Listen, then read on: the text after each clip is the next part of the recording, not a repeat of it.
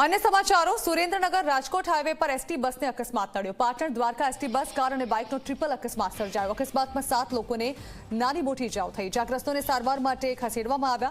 अकस्मातना कारणे एसटीना मुसाफरो परेशान थया छे। एसटीए कोई वैकल्पिक व्यवस्था न करता मुसाफरोमां रोष जोवा मळ्यो। सुरेन्द्रनगर जिला में राजकोट हाईवे पर વધુ એક અકસ્માત બન્યો છે, જેમાં 7 લોકોને નાની મોટી ઈજા થઈ છે।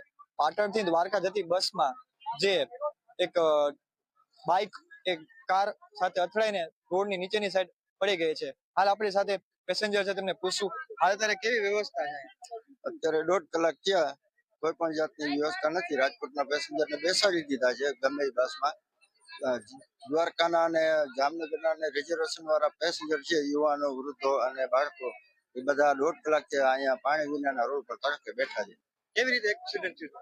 એને એક 4 વ્હીલ વાળાએ સડન બ્રેક મારી એટલે બસ વાળાએ બચાવવા માટે કાવો માર્યો। બસ રોડની નીચે ઉતરી ગઈ ને ઇલેક્ટ્રિક પોલારે અથડાઈ ગઈ।